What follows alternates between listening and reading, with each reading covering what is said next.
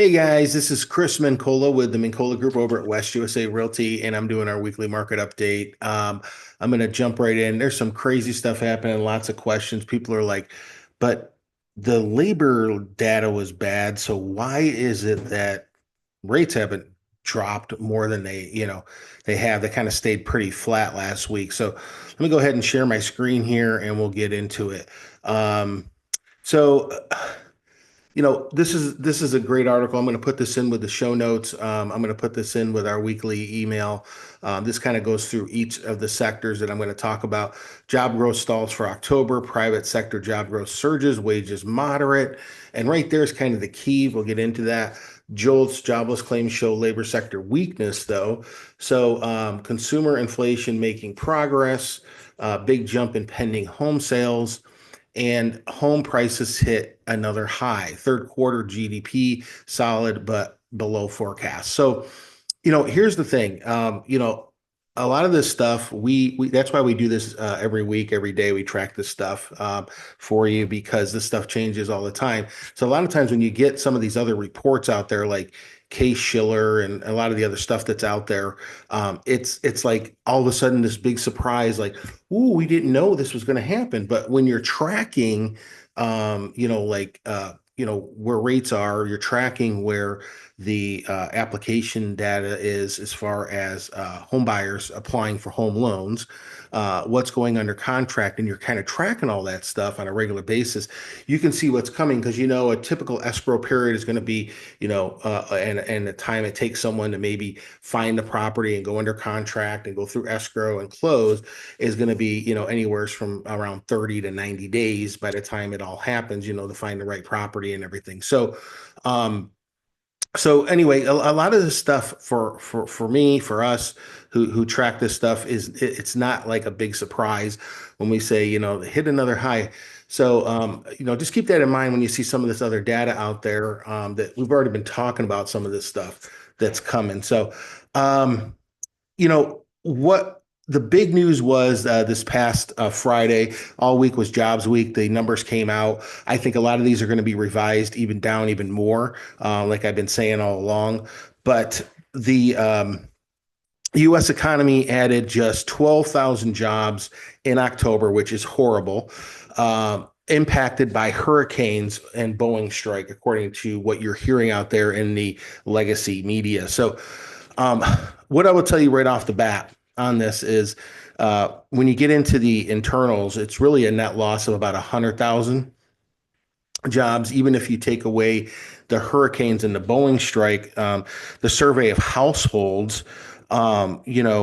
which is a way that they also track, jobs and jobs reports and unemployment and all that kind of stuff.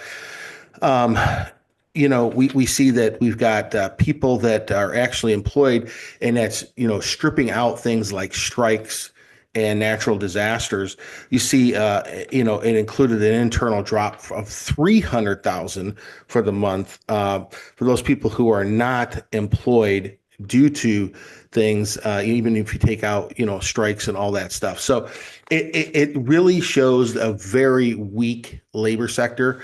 It hasn't busted yet, though. See, there's the difference. Okay, what do we say the numbers were to look for? Breaking 4.3 in unemployment. Okay, and again, we're not rooting for this, but this is just the stuff that the Federal Reserve is looking for. They're looking at. They watch PCE inflation. A lot of times you hear CPI and all that. They're looking at or PCE inflation, but more importantly, they're looking at the labor sector, and they're looking at some of the other internals in there that we're going to get into. But here's kind of a little bit of a quick breakdown for you, and this is important because we see that we have in construction, this is pretty weak, this number on construction right here. Government is second on the list, which is not good in a constitutional republic in our democracy here, that you've got a surge in these government jobs. Okay. So I think we were actually surpassed China now, who is actually obviously a communist country. But that's a whole nother conversation as far as the percentage of jobs. that are out there in government. Just a fun fact for you there. But manufacturing, it's been taking a hit for like the last 3 months. And we're also seeing, the construction jobs have had a recent little small surge, nothing crazy, but we're seeing that, those projects, a lot of those projects again, coming out of the rental boom, the multifamily boom, the residential boom when the rates were lower and things made more sense to people like builders and stuff to put more money into getting permits started, putting stuff under construction or whatever. It's just been taking a hit, and a lot of those projects, especially the five family homes and larger, these multifamily projects, they're take about 21 months. It used to be 10 months, take about 21 months now to get done. And long story short, that's all coming, to an end. So we saw, those are, and the reason why those are the two things to take a look at is because before every recession, not that, again, you can't technically say we're in a recession right now, but before every recession, those are things to watch. Your construction, employment, and your manufacturing data. Okay. So those are things that we're definitely tracking. Home buyer demand holds up even as election uncertainty, and stronger than expected economy pushes up rates. So, the best way that I can get into explaining some of this is, first of all, let me find, I've got a chart here for you guys. I think I showed you something like this before, but this one actually is a little bit more involved. Just had it here for you guys too. Where'd it go? Oh, here we go. Okay. Um, home sales Home sales actually went up after 9 of the last 11 presidential elections. Okay. I think I showed you another chart maybe a week ago where it was 7 of the last 8. This is actually goes back a little bit further and a little bit more comprehensive. And it shows that, in 81 and in 89 to 90 there, we had kind of a dip, but the rest of them after all these elections have gone up. So that's something to keep in mind. I think we're going to see, some of this happening. Right now, we just got a lot of volatility because of this election, because of what we're talking about here in the labor sector. So just, take it all with a grain of salt. I think we're going to be fine. Also, one of the things going around right now is, if Trump does get in right now, all the betting odds are that he's going to get in. As far as the betting odds are in the polling right now. But the bond market, of course, reacts before the Fed, and that's what affects our mortgage rates off the 10-year Treasury. So that's why we track that. But the thing to remember is, a lot of people are worried about, well, if he does these tariffs, then we may see an issue with the bond market. We may see an issue with mortgage rates and all that, and even the Fed's rate possibly. So the thing to keep in mind there is, and Logan Mohtashami talks about this over at Housing Wire in depth, but long story short, there's going to be some things that'll be put in place that he did last time that he'll do this time as part of the plan, and that would be, reducing taxes. Okay, so and a few other key components for things in the economy, but the biggest thing will be those taxes and energy policies. Okay, also that right there is going to be a big shift in bringing down affordability for people and costs and cost of goods and all that. So with that in place, then if we had to have some sort of a trade tariff war or whatever, that kind of alleviates that even being an issue for what the bond market would be worrying about, or is we're seeing some volatility for right now. So there's kind of a little inside scoop for you there too. And, people say, well, what if Harris gets in? Well, if Harris gets in, we're probably going to see basically what we've had up to this point, and we're in a rate reduction cycle already right now. And a lot of that has to do with again, the weakness in the job sector. When we see weakening in job sector, when we see those sorts of policies, and again, the Fed's just really slow and late to the party. They're going to be really slow and old. They should already be getting ahead of these things so that we need housing. We need to have people have babies, have form households. I'll show you in a second. They're worried about. I'll talk about why rates went up last week, even though we had this horrible jobs report. And it's because of the things that they worry about in some of these old, slow models. So, but the home buying demand holds up even as election uncertainty stronger than expected, because a lot of this was already baked in. We already talked about it when rates were down over the last, a couple months back. We had lower rates. People were applying for more mortgages and all that. So we know that when rates get lower, more people jump into the market, either just because they can or they have to. But it becomes more affordable where more people can now qualify to buy what they want to buy and make the payment they want to make. Where do we need to be in order for the builders to really start ramping things up on a regular basis? First of all, we need to have lower rates for a sustained period of time, not all this volatility all over the place, not everybody in the bond market not knowing what's going to be going on, what's happening and all that. So that's really important. You have to have stability. At least they have to know what's the plan. What's the plan, and are we moving on that plan? Over a 12 to 24 month period at least. But we haven't had that. So, and we need to be, below 6. 5.75 would really be a target point. Once we hit that and or below, okay, which what we've been used to, over the past, let's say, back in 2020 and before that, before the rates went down with the pandemic to 2.2 to 2 to 3, which we're not going to see unless we have another pandemic or something like that. Normal for us would be between 4 and 5, maybe 5.5 would be kind of a normal high that we've been used to for the last 10, 12 years, right?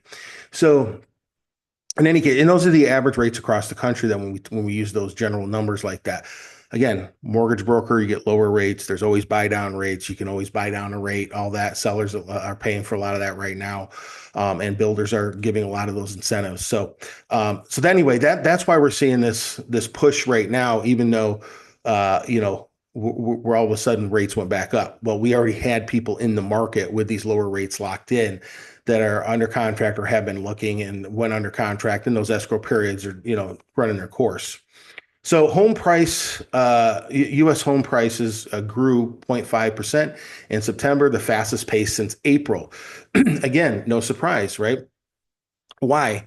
Well, rates did drop before. Also, the biggest key in this is new listings data. We started in 2022 with basically with the the lowest recorded in history inventory. Okay, and we kind of took from there, right? We went up from there. So new listings data. Even though we've gotten, a little bit more inventory here, if you look at 2022, 2023, 2024, again, these are across the country. Here's new listings for the last week over the past several years. We didn't get what we kind of hoped for of 80,000 a week for new listings to keep up with the demand across the country. So we see that we don't have enough inventory. We don't have enough inventory that puts pressure on pricing. Okay. In other words, its prices are going to go up. So weekly housing inventory, again, just to put things in perspective, if we go back, this is crazy because you think about everybody that lives here in this country, and we've got, we've had a flood of migrants coming in and stuff, putting pressure on prices and housing already with already not having enough housing. And we look at the all-time high or all-time inventory bottom was 2022 at 240,000. That's crazy. That's insane. The same, let's see, weekly inventory change from October 18th to the 25th. Inventory fell from 739 to 737. And last week, October 20th to 27th, inventory rose from 554 to 562. Okay. So what the yearly inventory peak for 2024 so far is 739,000. Now, keep in mind, for some context, active listings for this week in 2015 were 1.168 million. Okay. So much less. Plus, remember, when they say inventory, a lot of that's just dirt or properties under construction, maybe even at a permit process. So that's not even like, ready to go, move in now or within the next 30-day properties. Okay. So this chart here, and I'll put this in the show notes and everything uh, for you, but that chart kind of goes through more of that. Now, Logan over at Housing Wire, and we've talked about this a million times, but wire prices still rising. Again, these are all the things that he lists out since 2012. We've heard from all the call them the Crash Brother Bros on YouTube and Instagram who get out there and talk about and the legacy media that talk about all these nonsensical things that are going to crash the housing market. And basically what it comes down to is, if history is our guide, he says it's rare for home prices to fall in general since 1942. If you take out 2007 to 2011 out of the equation, we had only 1 year go negative, and that was 1990, and that was only a 1% decline. So he gives the whole chart here. And so, we've got kind of the same thing going on with, high mortgage rates, and inventory going up. People thought, oh, we're going to crash. And then there's, this idea of a silver tsunami, coming out of nowhere, like people that are older are going to sell their houses like they never have before, or gone into nursing homes, or they're going to sell their houses and not downsize, and they're going to go live in tents or something, so those sorts of things aren't reality. So the idea that our sales, existing home sales report shows prices rose 3%. Okay, so why are prices going up? And that's across the country, not just in Phoenix area. Phoenix area, it's gone up a little bit more than that. Matter of fact, the median sales price in the Phoenix area, let's see here, back in June was 450. Right now, just because of seasonal type of thing, is 442. Remember, every year we kind of have this, right? Spring, summer, we go up and then down, in the fall and winter as far as the number of sales, prices, and all that sort of thing. So the other thing he says, basically, if, we saw with these mortgage rates over the last week, okay, before we get into this. So if you look at it and you're like, oh, well, we have this 12,000, okay? We have this 12,000 number over here, okay?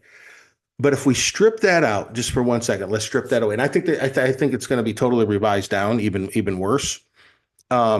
But going by the numbers that we've been given, okay, we've had about a 3% or 2.8 GDP growth, which wasn't great, lower than expected, but not horrible with the strikes and the hurricanes. Okay, as far as GDP goes, the big thing was wage growth went up 4%. Now this bothers the Fed, and that's why the bond markets reacted the way it has, because they are trying to tame inflation. That's what they've been trying to do, even though they're late to the party and they're overextending this and going too long with this and slow and old with it and all those things that we always talk about, because you should be able to get ahead of the curve at this point, because we know that we need more housing, right? And builders aren't going to build without those permits.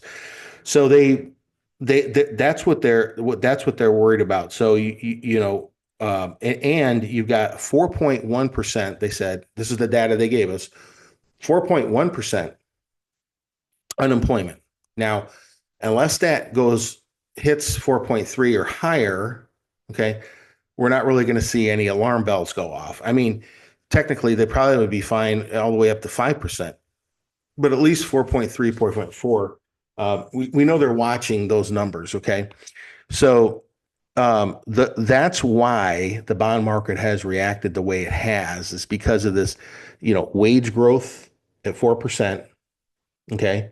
According to the numbers we have, 4.1% unemployment, even with the hurricanes and the Boeing strike and all that, and the GDP at 3%. So that's why the rates have stayed up and the bond market reacted the way it has. I think we're going to see revisions. I think we're still going to have a 25 basis point drop from the Fed, which is already baked into the bond market. That means already baked into the mortgage rates where they are, where they're trending. Overall, we're going to be trending, down.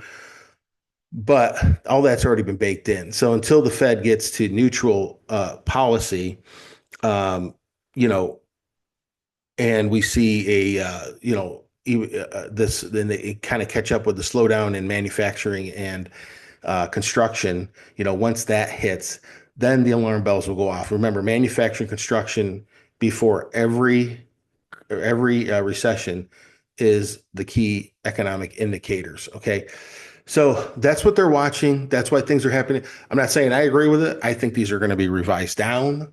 Um, you know, Probably right after the election, of course, or within the next month or two. But that's why the bond market has reacted the way it has. So, okay. I hope that makes sense. And again, supply and demand. Don't have enough inventory, prices go up. You have enough demand for prices to go up. Okay. So, also, you have a thing, you're not going to see a crash because number one, people have more equity than they ever have had in their homes. About 40% of people own their homes outright. And foreclosure activity is still far below, right here on this chart, far below levels seen during the crash. Okay. This was the crash. Okay. And here's where we are now. Like basically, or I'm sorry, here's where we are now over here after the foreclosure moratorium. Plus, you have all the safeguards in place that now government has gotten involved in with, foreclosures and all those things. So, so we don't see this crazy. And again, across the country, we're talking about what was it, where was it? Last week, these were the numbers, okay, as opposed to 2015. When we go back to the crash years, okay, 27, 2011, those numbers that we were seeing, okay, right now we'll see anywhere from about 30 to 90,000 homes a week come on the market. Back then during the crash, we were seeing 250 to 400,000 homes come on the market every week, okay? And that all that inventory built up to the point to where we were almost at like 4 million homes across the country, okay, for sale. And here in the Phoenix area, we were at like, was it 56 or 58,000 homes for sale at any given time. Right now, the number of homes for sale here in the Phoenix area, is, it's gone up a little bit. It's like 22 this past week. Since things kind of slowed down, stuff's kind of sitting a little bit longer and all that. I'll show you a chart here in just a second, but that's that isn't anything that's going to cause us to have a crash. In other words, there's just still not enough inventory for a crash. So for all the people out there with the clickbait that are just been crazy and the legacy media that just doesn't get it, that's why prices are going up. That's why the bond market has reacted the way it has. Here's the 10-year treasury. This tracks with mortgage rates across the country. So right now, we're at 4.2 today. Let's see where we are. We're at, it actually went down a little bit, 7.05 right now with the current numbers that we have for the 30-year fixed. So your splits, this is at 4.2. Now, if we go above 4.4 on this, that's bad. Okay. So right now at this point today, and this is Eastern time over here, but we're holding at 4.29. Okay. So the splits between that and the mortgage rates, we had some issues with volatility, of course, over the last week.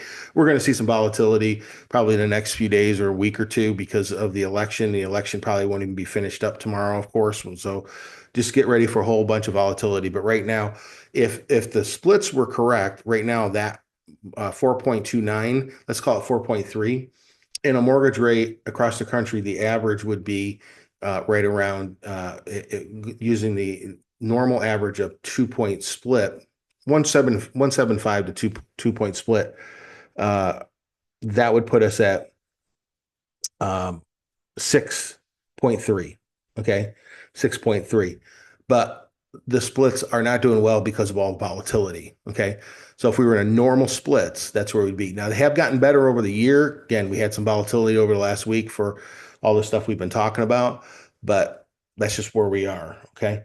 Now, here are the Phoenix numbers. We are at 74 days, average close days on market, 4.35 month supply, which puts us basically at a balanced market. These are going to be, I'm going to revise these. I'm actually going to be doing another one or two reports this week because of all the volatility this week with the election. I'll get you some more updated stuff here in the next couple of days. But the absorption rate is low as far as properties being absorbed that are listed. List price, the average list price is 833. The average sales price is 573. List to sales price ratio, we usually like to see that at about 98. It's a little bit lower than that right now at 97.9. Active was up, pending was down. That's our indicator right there. If we have enough demand dropped a little bit. Also, our distressed properties, short sales, lender owned, REO, those sorts of things. There's certainly nothing crazy there at all as far as what we're seeing on short sales, lender owned, especially with a little bit higher inventory right now at 22,000 again, but nothing crazy on any of that for our area in the greater Phoenix area. Closed units is down again, time of year, higher rates, rates are up. So we're going to see some of that lag time. If we look at the properties for sale and the price points, majority as usual is under that 600,000 mark. The biggest lion's share is between 400 and 599 at 32.6. Look at the average DOM, that's days on market. Those are all up. Those are all up, definitely.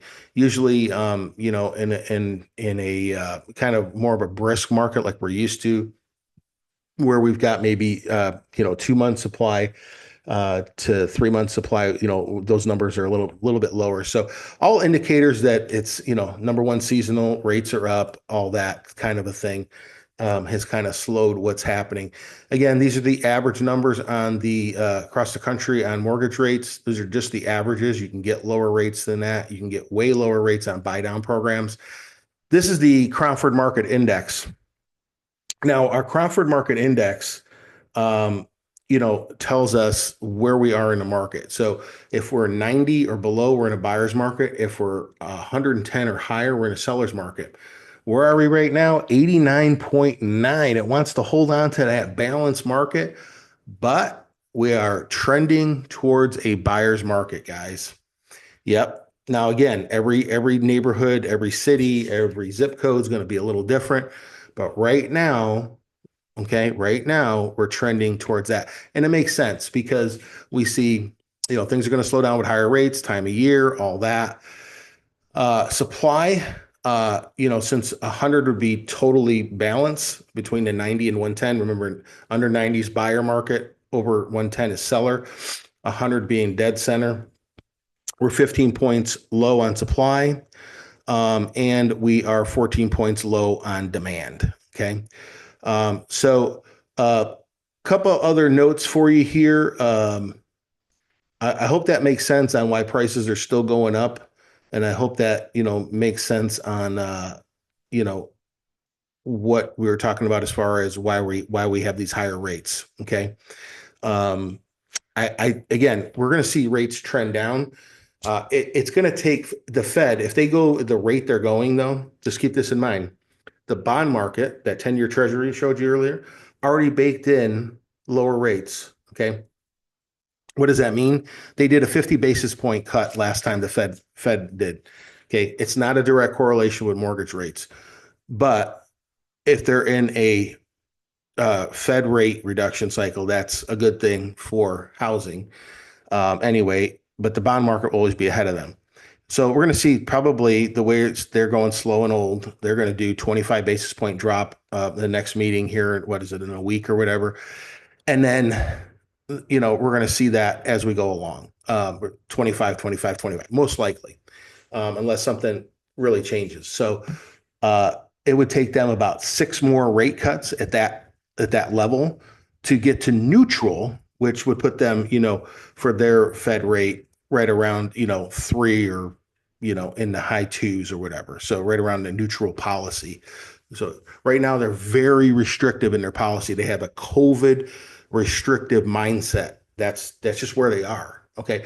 And they are tracking what they're tracking. And, the data from the government is what we're getting. We're just letting you know what the numbers we're getting. I think all that's going to be revised down, just like before, where they showed us the jobs numbers were, really 818,000 more unemployment, claims than there were last job. Most of these jobs too, when you look into the internals, a lot of them are part-time jobs. Okay. A lot of them are migrant jobs, seasonal jobs. Again, when you look into the internals, you kind of really dig through it. You really see a lot of that. And we see softening, but it hasn't broken yet, according to what we have as far as the data. So again, since June of last year, though, we've lost 1.3 million good middle class full-time paying jobs. Okay, a lot of that's been in manufacturing and so on. So also for cities proper, Fountain Hills, Chandler, Scottsdale, Glendale, Phoenix proper, Mesa, Avondale. Those are all in seller markets technically, but nothing like, ooh, we got a really huge advantage. Just to give you an idea, Fountain Hills tops the list at 180. Next below that is Chandler. And then you have, Mesa and Avondale down at the bottom at 112 and 111. During the height of the market in 2021, we were like, high 4s, almost 5. So right now, balanced markets are Cave Creek, Gilbert, Tempe, Paradise Valley, and Peoria. Those are all balanced. And then Surprise, Goodyear, Queen Creek, Maricopa City, and Buckeye are all in buyers markets. And we see an increase towards the good to the seller. Nothing huge, but a little bit of an increase in Phoenix proper, Cave Creek, Tempe, and Peoria. Okay. If we look at the contract ratios, the number of active properties to contracts, the hottest areas right now would be a little sliver of Chandler. And then we've got the South Phoenix, Levine area, a little sliver of Glendale, and then up near Surprise, they're having a little fun over there. So other than that, everything's kind of like cold to maybe warm as far as contract ratios. And that gives us a little bit more of an idea of what's happening in the now versus even the Cromford Market Index, which shows us, a little bit of a slight lag compared to the contract ratios of where things are at the moment. So guys, I know I probably went a little bit longer than I would hope to, but I just wanted to make sure I did this before the election. Because again, I'm going to be doing 1 or 2 more of these. Check us out on social media too. Please check me out at Chris Mincola on Instagram. I do a lot of short stories over there, Chris Mincola. And then, of course, at Mincola Group over on YouTube.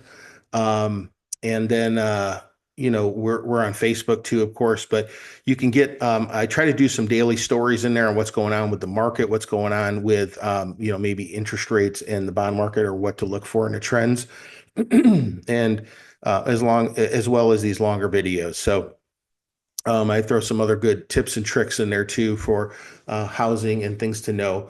So I put those up there all the time. Please keep an eye on that. Please like us, follow us, share our content if you're enjoying this, and we'll see you guys next time. Thank you so much. And feel free to reach out anytime with any questions. We'd love to be able to talk to you just about any general questions you have, if now is the right time to do something or not for you. And we'll go from there. Thanks.